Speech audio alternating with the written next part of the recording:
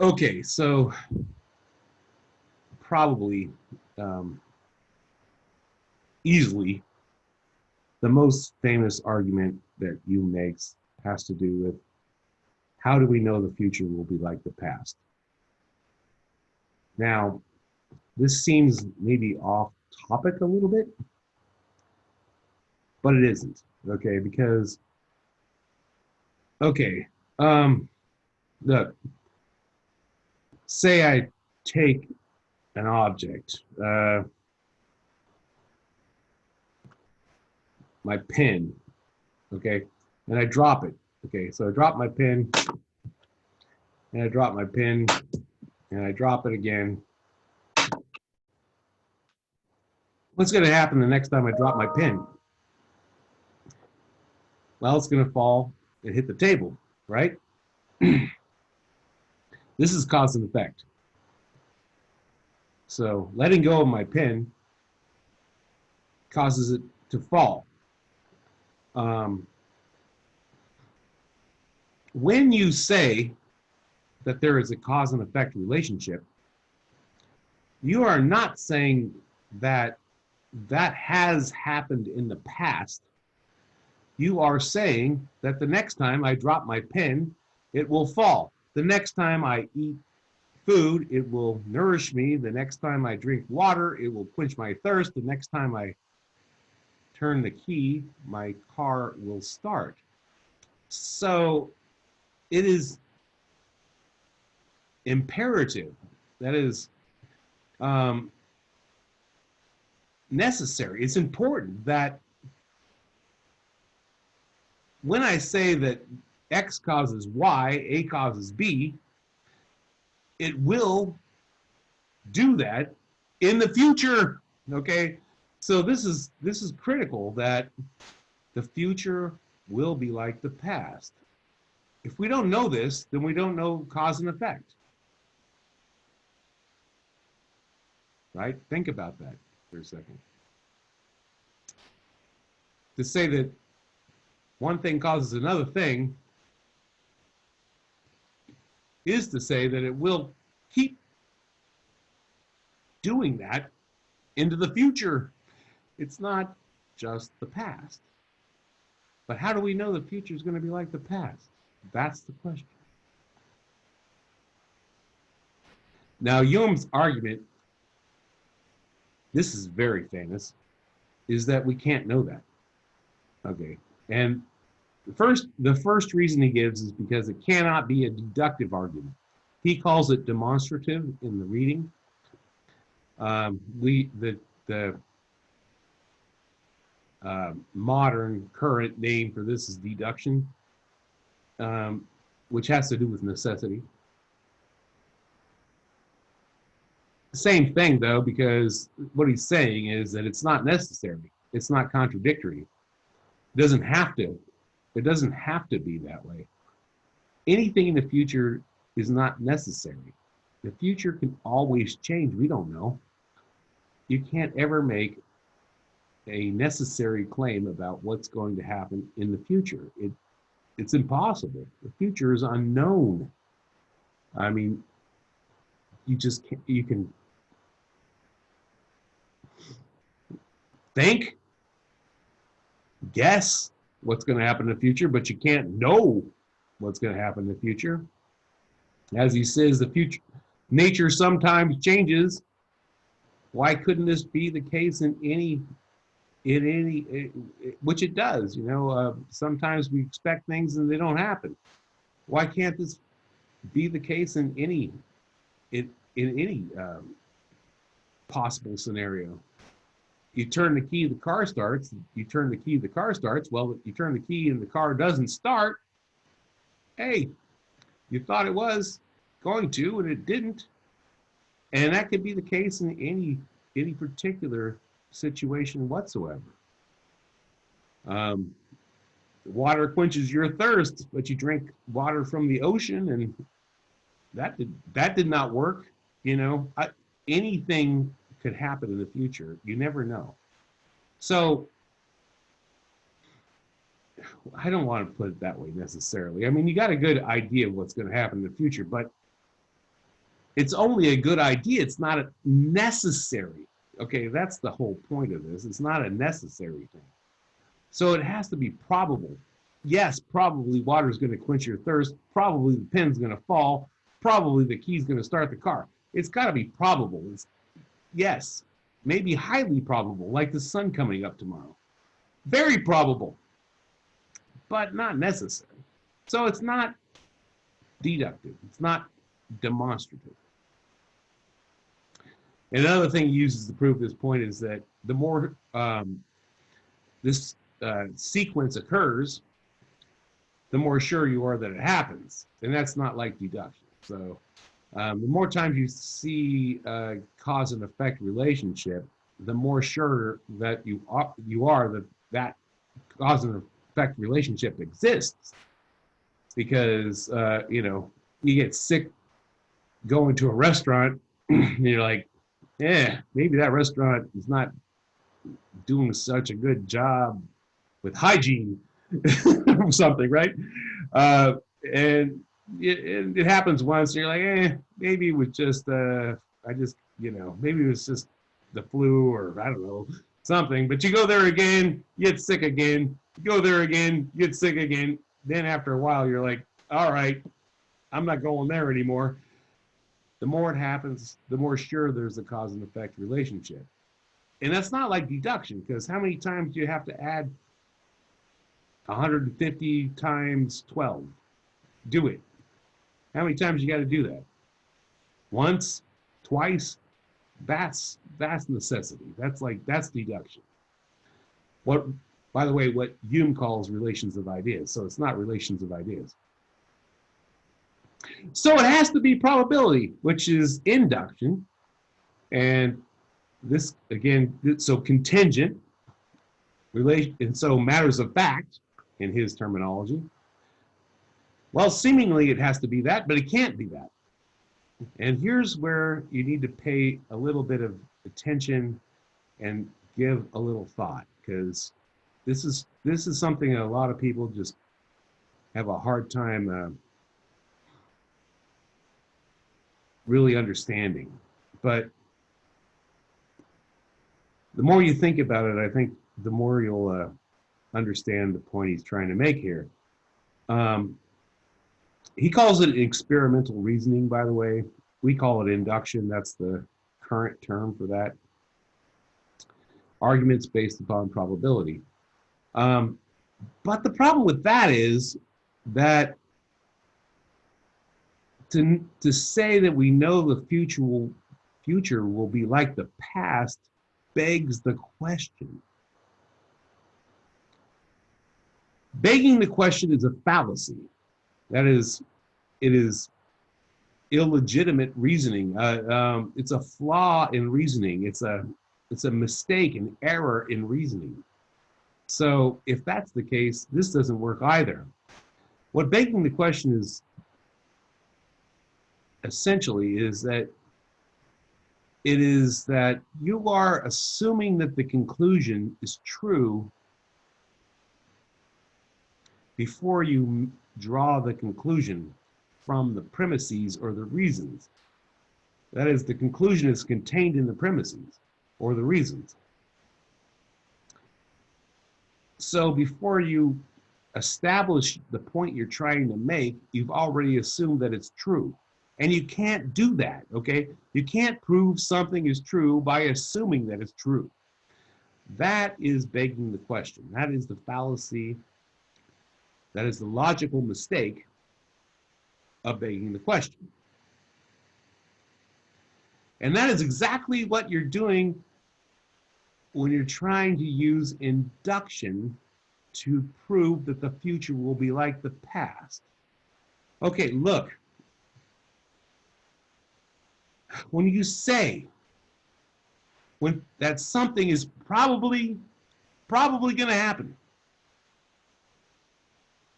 what are you assuming? Well, one thing you're definitely assuming is that the future will be like the past.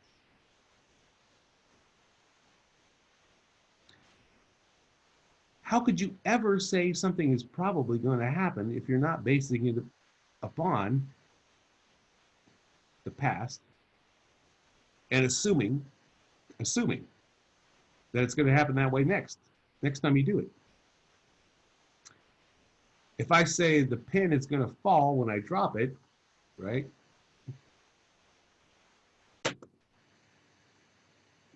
What am I basing that conclusion on, that it's going to drop? I'm basing I'm basing that upon the fact that every time I drop the pin, the freaking pin drops.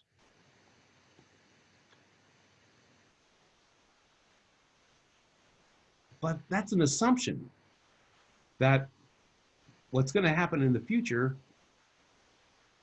is going to be the same as what happened in the past. I know this is a subtle argument. And I also know that one thing you want to directly go to, just, you're like, well, it's always happened that way. It's going to happen that way in the future. That's an assumption. That's an assumption.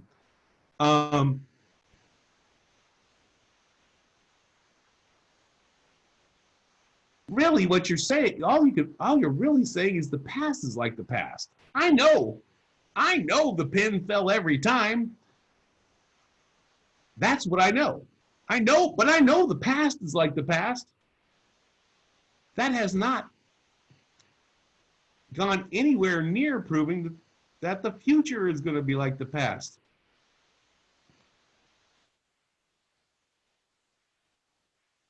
To say that is to make that assumption, to beg the question, and therefore it doesn't prove the future is going to be like the past. Sorry to go on and on about that, but it's just a subtle argument that people tend to not understand. Hopefully I've explained it well enough. So the point of this whole thing is, you can't prove the future is going to be like the past. And if you can't prove the future is going to be like the past, you can't prove causation, because causation depends upon the fact that the future is going to be like the past. And if you can't prove that, you can't prove causation. Well, by the way, there's only two types of reasoning. Okay, there's induction and deduction, and he's ruled both of those out. So that shows this cannot be proven at all. You cannot prove causation through reasoning at all.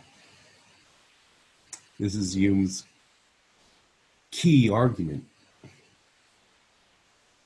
So our understanding of cause and effect is not based upon reason or understanding.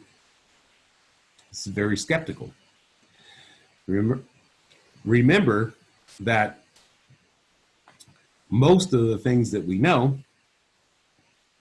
are matters of fact. And matters of fact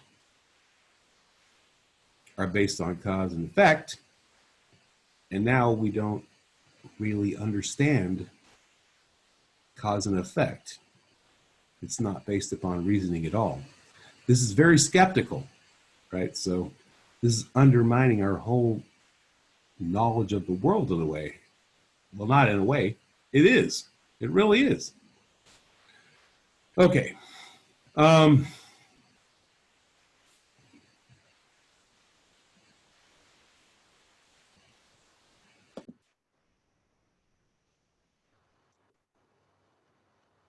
All right. So a few final points about you.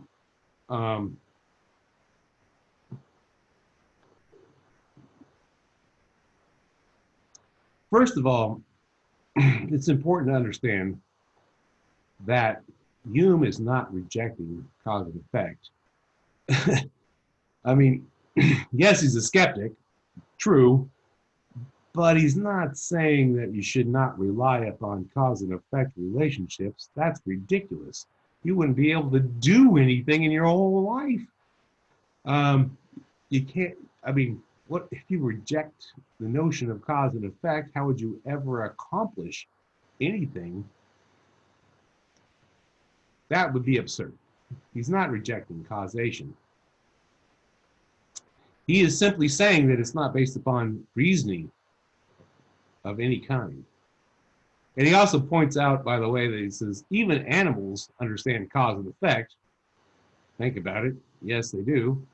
I mean, they know if they're hungry, they need to eat. And if they're thirsty, they need to drink. You know, animals know cause and effect, which means, he says, that whatever gets you from the future to the, in other words, the previous question, how do you know the future will be like the past? Well, that whatever argument gets you there, it can't be complicated because even animals and infants know that the future is going to be like the past. It can't be some kind of reasoning that's going on. It's got to be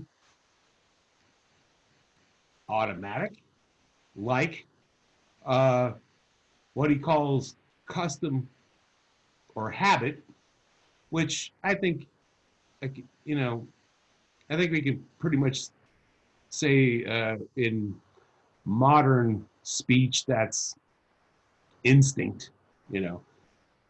So it's based upon instinct. In fact, he pretty much says that. Let me see the quote. He says, "What is a customer habit? It is a propensity of human nature known from its effects, like love and hate, a natural instinct which reason can't prevent or produce." So it's an instinct. Okay, so he's basically saying that our what we know about cause and effect is just instinct. It's not actually, know is the wrong word. I mean, it's just instinctual. We don't really know it. It's not reason. It's not understanding. It's instinct. It's simply instinct. And he thinks this is a good thing, by the way, because he says if we had to reason through every cause and effect relationship, we'd be doomed. I mean, it'd take a day to walk from here to the door if you had to think about every single cause and effect relationship that you engage in the world. So it's just this kind of automatic instinctual thing that we have built into us, but it's not reasoning.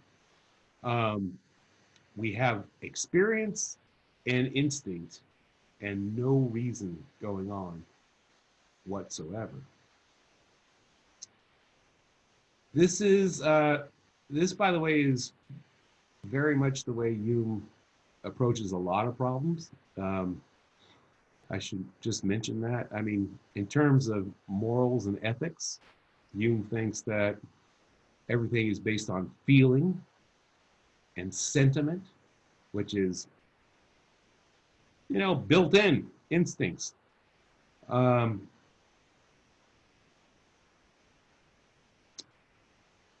this is, and for modern Humean, you know, people that follow Hume, this is what they latch onto the most. I mean, you don't have to say instinct, by the way. You could say your DNA, genetics. It's built into your constitution as a human being. It's not reason. It's not understanding. It's built into your physiology, the kind of creature you are. And so you'll see that people that accept this point of view take positions like that it's genetic.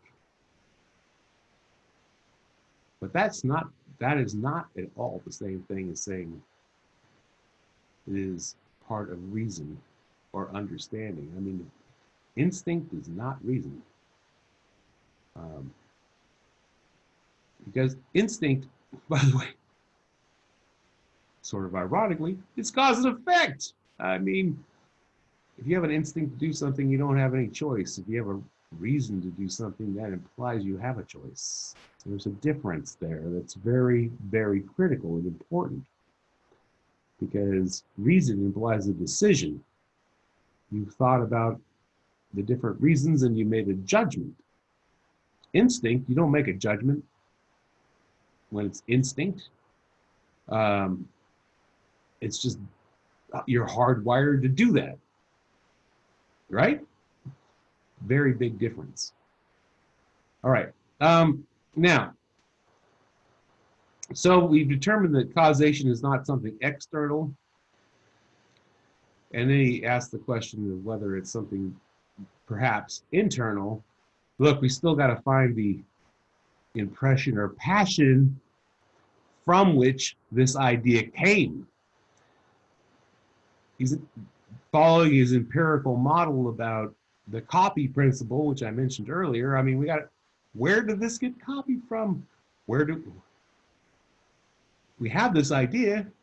It has to come from somewhere. Where does it come from? All right, quick pause here. So what I've talked about so far, people, philosophers, freaking screw this up and do a terrible, terrible job of understanding it.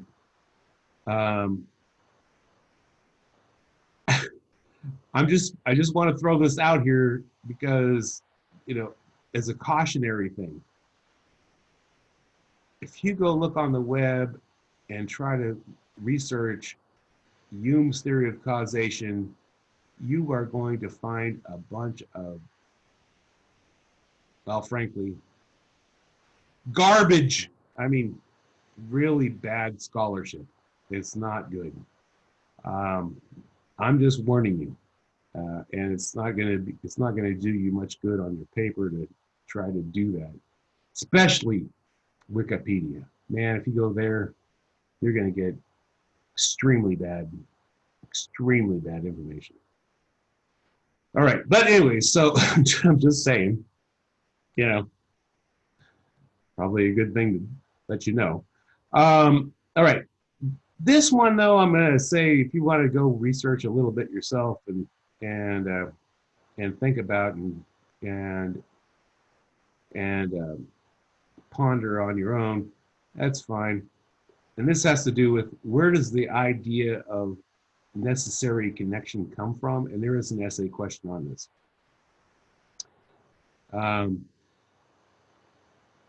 And back to it. He says, causation is not known from anything external, he's just proven that you can't find it from your senses. The hidden forces thing, for instance. Maybe it comes from something internal. Where does the idea come from? And his idea is maybe it comes from our will, as in free will, like your will, your ability to will things to happen. And I'm not going to recite this whole argument. That's why I'm saying this about, maybe you want to look into this yourself and read the text and maybe do, I wouldn't,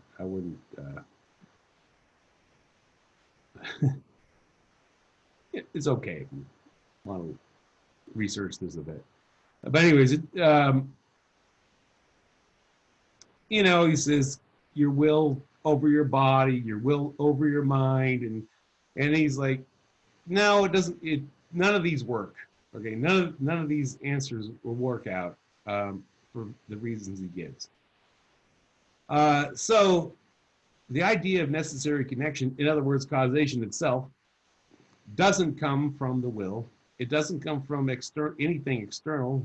No, like our senses, our five senses. Where does it come from? Well, it can't be an impression. He's gone through all the impressions, right? Media experiences and those terms. He says, but we have the idea. It has to come from somewhere. It's not meaningless. It's not meaningless. There has to be somewhere that we got the idea. So we have to have it. Have to have gotten it from someplace. Maybe it's a feeling, a passion, as he calls it. And this is his answer. It's a feeling.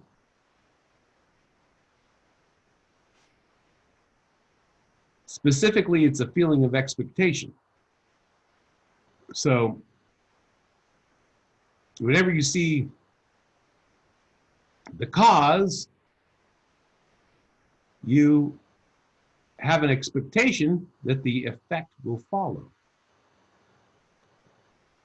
And the more you see the cause and the effect follow one another, the more you have an expectation that that's going to happen the next time you see it, right? Yeah, pretty reasonable, right? You get a feeling of expectation that whenever you see the first thing happen, you expect this, the effect is going to happen, right? What you take to be the effect is going to happen.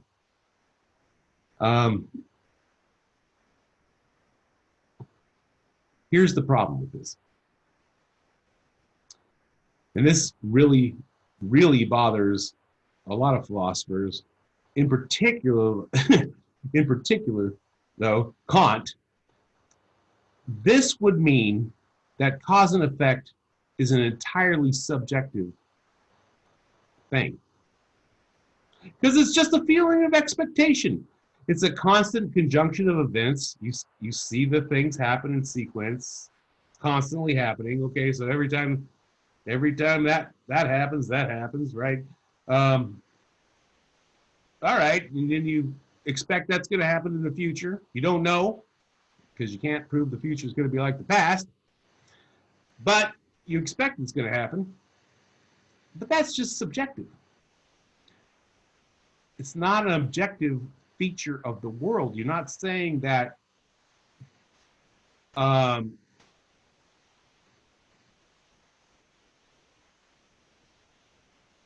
there are any objective cause and effect relationships in the world. I mean, does salt dissolve in water? That's a cause and effect relationship. I feel like it's going to. I don't know that. It's just a subjective feeling I have that salt dissolves in water. And that's where that's the problematic thing about Hume. Because really, are you going to say that's a subjective feeling and not an objective feature of the world? As you've seen, his argument is quite intricate, and I mean, there's a lot to it, but his conclusion is pretty skeptical, and many would say very problematic. But that will lead us to the discussion about Kant, because Kant, that's what Kant's, no way. His response is, it can't be subjective. There's no way. But we'll get to Kant soon. All right. Thank you.